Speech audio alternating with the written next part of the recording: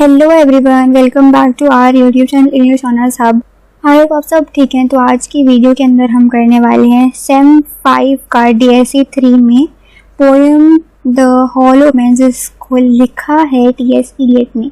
अपने पोएट के बारे में थोड़ी बहुत इन्फो जान लेते हैं, जो कि एग्जाम पॉइंट ऑफ व्यू से बहुत ज़्यादा इम्पोर्टेंट है।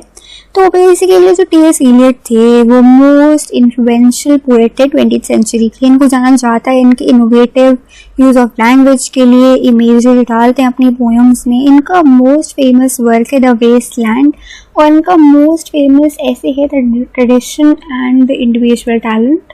इसकी वीडियो ऑलरेडी अपलोडेड है हमारे चैनल पर, आप जाकर देख सकते हैं अगर इसके बारे में कुछ जानना है आपको। इनके जो वर्क में थीम देखा जाता है, ज़्यादातर एक्सटेंशनल क्राइसिस के बारे में या स्पिरिचुअल क्राइसिस के बारे में देखती हैं हम इनकी थीम्स। T.S. इलियट को बहुत सारे अवार्ड्स भी मिले हैं इन चीज़ों की वजह से, जैसे कि नोबेल प्राइज़ अवार्ड हो गया। तो स्टार्ट करते हैं अपना पोएम बिना किसी देरी के। तो पहले इसके पोएम के स्टार्टिंग में इन्होंने एपिग्राफ डाल दिया है। पहली लाइन बताते हैं, mister Quds he said that he is dead. मतलब कि ये जो कर्ड्स है ये एक कैरेक्टर है हार्ट ऑफ डार्कनेस से, जिसको लिखा है जोसेफ कॉनरॉड ने। अगर इसके बारे में आपको डीप में जानना है तो इस पे भी अवेलेबल है हमारे चैनल पे वीडियो, आप जाके वो भी चेक कर सकते हैं।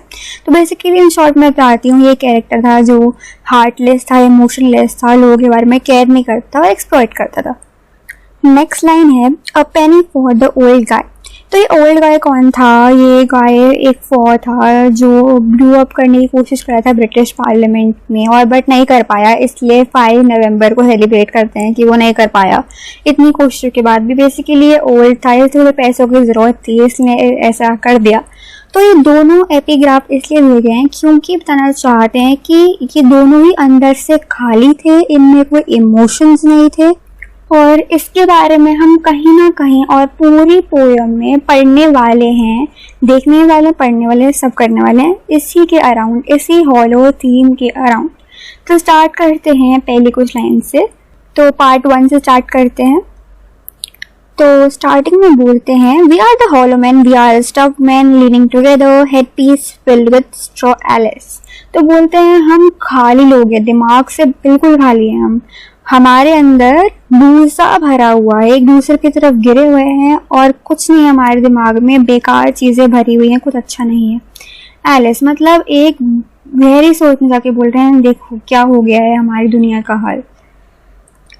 Our dried voice when we whisper together we are quiet and meaningless। तो बोलते हैं हम जब बात करते हैं हमारी आवाज़ सूख गई है, और जो भी हम बोलते हैं विस्पर करते हैं ये सब मीनिंगलेस है।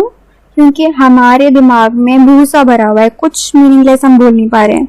ये हमारे जनरेशन की बात कर रहे हैं, जो भी करते हैं दूसरों के नुकसान के लिए करते हैं हम, ऐसा हमारे पोएट कहना चाह रहे हैं। As wind in dry grass or rats feet over broken glass in our dry cellar। In 3 lines का मतलब है हमारी आवाज़ वैसी है जैसे कि जब विंड ड्राई ग्लास के ऊपर होती है, तो ड्राई ग्रास के ऊपर होती है, बिल्कुल क्वाइट होती है, उसको कोई आवाज़ नहीं आती, कोई मीनिंग नहीं होता, ऐसी उड़ती रहती है। या रैट्स जब जाते हैं ब्रोकन ग्लासेस के ऊपर से तो वो भी आवाज़ नहीं करते, वो भी क्वाइटली चले जाते हैं, उनका भी कोई मीनिंग नहीं होता। वैसे ही हम लोग क्वाइट है और मीनिंगलेस है, जो भी हम बोलते हैं वो हमेशा मीनिंगलेस ही होता है।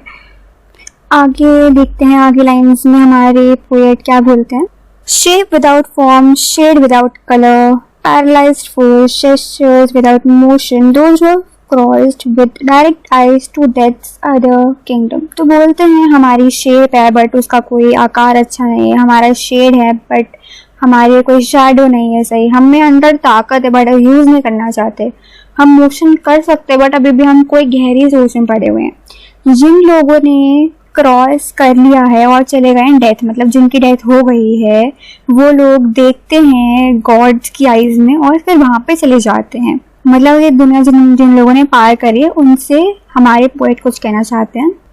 Remember us if at all not as lost violent souls but only as hollow men, the stuffed men। तो अगर बोलते हैं लोगों को जो डेड हो गए हैं कि हमें याद करना, पर थोड़ी सी याद ना आए तब भी थोड़ा बहुत याद कर लेना, ऐसे सोल्स नहीं जो भूले हुए हैं, भटके हुए हैं, बट वैसे लोग जिनके दिमाग में भूसा भरा हुआ है, ऐसे लोग हमें पहचानना। आगे नेक्स्ट पार्ट में देखते हैं क्या हमारे पोएट बताते हैं हॉलोमैन के बारे में। Eyes I dare not meet in dreams in death's kingdom. These do not appear. In lines का मतलब हमारे पोएट बताना चाहते हैं कि वो आईज मतलब जिनकी डेथ हो गई उनकी बात करें, मैं उनको ड्रीम्स में नहीं लाना चाहूँगा। वो आईज जो जज करते हैं, जो जजमेंटल लोग हैं, अब वो भी अपीयर नहीं होंगे डेथ के किंगडम में। मतलब अब वो जजमेंटल ऊपर जाके नहीं होंगे, उनको लगता है जो लोग की डेथ हो चुकी है। There, the eyes sunlight on a broken column, there is a tracing. तो ये आईज बोलते हैं जो डेड पीपल होंगे, ये ऐसे इनकी आईज होंगी, ऐसे बन जाएंगे कि ये लोग इतने अच्छे स्वर्ग में जाके बन जाएंगे। और स्वर्ग के बारे में डेफिनेशन देते हैं कि वहाँ पे ट्री स्विंग कर रहे होंगे और आगे बताते हैं and voices are in the wind singing more distant and more solemn than a fading star। तो बोलते हैं ये जो आवाज़ें हैं, आवाज़ें भी हमें वहाँ पे आएंगी, बहुत स्वीट स्वीट वॉइसेस आएंगी, दूर से आएंगी, फिर भी हमें कंफर्ट करेंगी वो। तो इधर बताते हैं कि जो डेथ किंगडम है वो जो देखते हैं वो कैसा है, इतना सुहावना उन्हें डेथ किंगडम लगता है हमारे पोएट को। नेक्स्ट लाइन्स की ओर बढ़ते हैं। नेक्स्ट लाइन्स में बोलते हैं let me be no near In death's kingdom, let me wear such deliberate disguise। मतलब बोलते हैं मुझे नहीं जाना डेथ किंगडम के, बट मुझे ऐसा कोई डिस्गाइज दे दो जिससे मैं अपने आप को छुपा लूं। Rat's coat, crow's skin, cross stays in a field, behaving as the wind behaves। तो बोलते हैं मुझे रैट का कोट पहना दो या फिर मुझे क्रो की स्किन पहना दो, मैं ऐसा बिहेव कर दूंगा कि मैं विंड की तरह झूल रहा हूँ। No near, not that final meeting in the twilight kingdom। तो बोलते हैं बट मैं कयामत के दिन मतलब जिस दिन हमारा जजमेंट डे होगा वहाँ पे जाना चाहता, क्योंकि मैंने इतनी गलतियाँ की अपनी लाइफ में कि मैं भगवान को फेस नहीं कर सकता, मैं उनकी आंखों में डाल के नहीं देख सकता। अब नेक्स्ट पार्ट की ओर बढ़ते हैं। तो ऐसा कुछ स्टार्ट होता है पार्ट नंबर 3 हमारा। This is dead land, this is cactus land है the stone image.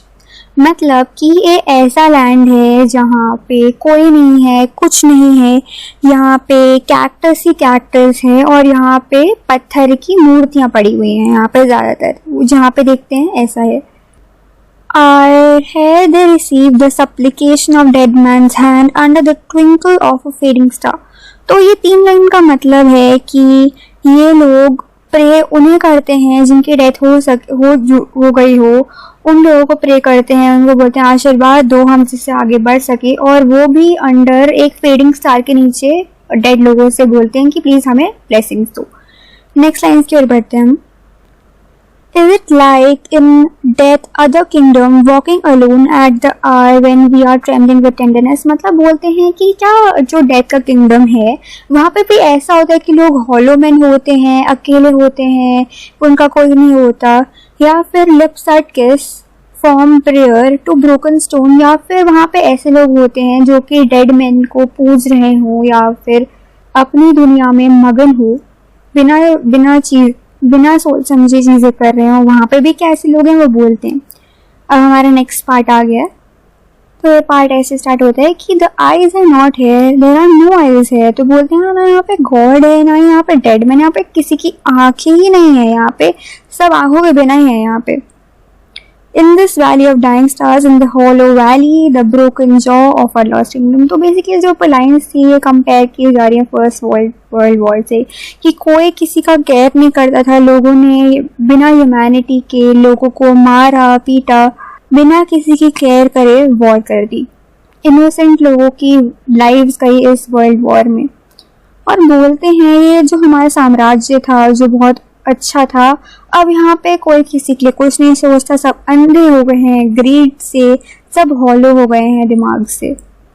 In the last line of meeting places we group together and avoid speech gathered on the speech of the tumid river. मतलब कि हम जो hollow मैंने अब आखिरी बार यहाँ पे मिल रहे हैं, हमने ग्रुप बना लिया है, हम सट के चल रहे हैं, एक दूसरे से चिपक के चल रहे हैं और एक दूसरे से बात नहीं कर रहे हैं, और हम लास्ट टाइम गैदर हुए हैं ये टर्मिड रिवर के बीच के यहाँ पे एकदम बिना किसी आवाज़ करे। नेक्स्ट लाइन की ओर बढ़ते हैं हम। sightless unless the eyes reappear। तो बोलते हैं हम हॉलो मैन तब तक रहेंगे जब तक हम अपनी बुद्धि से, हम जब ह्यूमैनिटी नहीं आ जाएगी, जब तक हम लोगों में सोचने लगेंगे, तब तक हम ऐसे ही हॉलो मैन रहेंगे life time. As the perpetual star multifoliate rose of death's twilight kingdom। तो बोलते हैं जब तक कोई ऐसा अचानक से कोई तारा नहीं आ जाता या कोई रोज अच्छा सा नहीं आ जाता, तब तक हमारे इस किंगडम को कोई ठीक ही नहीं कर सकता है। The hope of empty men। तो बोलते हैं यही तारा हमारा आखिरी चॉइस है, इसी के लिए हम यहाँ पे रुके हुए हैं। अब हम नेक्स्ट पार्ट पे स्टार्ट करते हैं। Here we go around the prickly pear, prickly pear, prickly pear। Here we go around the prickly pear at 5 o'clock in the morning। तो बोलते हैं हमारे पोएट जो हॉलो मैन, इन्होंने अपनी सारी रात गुजार दी है एक कैक्टस के अराउंड डांस करने में। मतलब बोलते हैं ये हॉलो मैन इतने मनबुद्धि हो गए हैं कि इनको रात में भी कोई चैन नहीं है, ये फिर भी डांस करे जा रहे हैं, इनके पास कोई और एक्टिविटी नहीं है, कोई फ्रूटफुल चीज़ नहीं कर रही, अभी भी अपना टाइम वेस्ट कर रहे हैं। नेक्स्ट लाइन्स तो हमें ये सारी लाइन एक साथ पढ़नी पड़ेंगी जिससे इसका जो है ईजी एक्सप्लेनेशन आपको समझ में आ जाए। अगर आपको नहीं समझ में, पीछे करके फिर से देख सकते हो वीडियो। तो ये कुछ ऐसी लाइन्स है। Between the idea and reality, between the motion and the act, falls the shadow, for dying is the kingdom. तो बोलते हैं कुछ करने से पहले अगर हम कुछ कर रहे हैं, हमने कुछ सोचा और हम कुछ कर रहे हैं, उसमें बहुत फर्क होता है, क्योंकि हम कुछ सोच के ही आगे कर पाएंगे। तो हम जो फाइनली करेंगे, जो हमने सोचा उससे बहुत अलग हो सकता है। मे भी हम अपनी उम्मीदों पर खड़े ना उतरें, तो उसके बीच में बहुत फ़र्क होता है रियलिटी और जो आइडिया हमने सोचा होता है। नेक्स्ट लाइन्स देखते हैं आगे पोएट क्या कहते हैं हमें।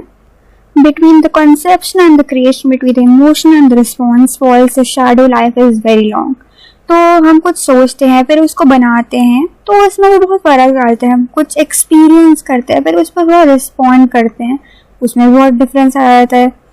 और बोलते हैं हमारी लाइफ इन्हीं चीज़ों के बीच में चलती रहती है। नेक्स्ट बोलते हैं हमारे poet, between the desire and the spasm, between the potency and the existence. मतलब जो हम चाहते हैं लाइफ में उसको करने के लिए कुछ मूवमेंट्स करते हैं, और जो हमारे अंदर किस चीज़ को बनाने की ताकत होती है और फिर फाइनली उसे हम बना देते हैं। Between the essence and the present, fall the shadow, for thine is the kingdom। तो बोलते हैं अगर हम कुछ भी करते हैं अपनी लाइफ में और हम ये जैसे डिज़ायर करते हैं, फिर जो हमें उसका रिजल्ट मिलता है, अगर ये सब बेकार हो जाए, सबका रिजल्ट नेगेटिव आए, तो हमें कितना बुरा लगता है। तो यही बन जाती है हमारी रियलिटी। जो मतलब हमने सोचा है और हमने जो डिज़ायर किया है, अगर वो नेगेटिव में चल जाता है तो हमें बहुत बुरा लगता है। फिर हमारे सामने रियलिटी आती है, मे भी हमने कुछ कम किया हो अपने लाइफ में। फिर कुछ लोगों में आती है डिज़ायर कि नहीं, मुझे और परफेक्ट करना है और अच्छा करना है लाइफ में। नेक्स्ट लाइन्स की ओर हम पढ़ते हैं। For thine life is, for thine is the. तो बोलते हैं डाइन मतलब ये गॉड को बोलते हैं कि ये जो मेरी ज़िंदगी है ये सब तुम्हारा ही है, तुम्हारा देन है, ये सब तुम्हारा ही है। नेक्स्ट लाइन की ओर पढ़ते हैं हम। कुछ लास्ट लाइन्स बची हमारी पोएम की। और अगर आपको ये बहुत अच्छा PDF लगा और तो आप हमारे टेलीग्राम चैनल पे ले सकते हैं, ये बिल्कुल फ्री में है। तो ये कुछ लाइन जो आगे पढ़ने वाले हैं, ये most coated most famous lines हैं TS Eliot की। This is the way the world ends, this is the way the world ends, this is the way the world ends, not with a bang but a vapor। तो बोलते हैं मैं बताता हूँ कैसे world and होती है। तुम्हें लगता है एकदम धमाका होगा और एंड हो जाएगी, ऐसा बिल्कुल नहीं है। धमाके से नहीं, एकदम साइलेंटली एंड हो जाएगा और तुम्हें तो पता भी नहीं चलेगा। तुम ऐसे ही रहोगे और दुनिया खत्म भी हो जाएगी, तुम्हें पता भी नहीं चलेगा। तो सबसे पहला हम स्टार्ट करते हैं थीम्स के साथ, जो कि बहुत इंपॉर्टेंट होती है एग्जाम पॉइंट ऑफ व्यू से, सब कंटेंट वगैरह लिखने के लिए।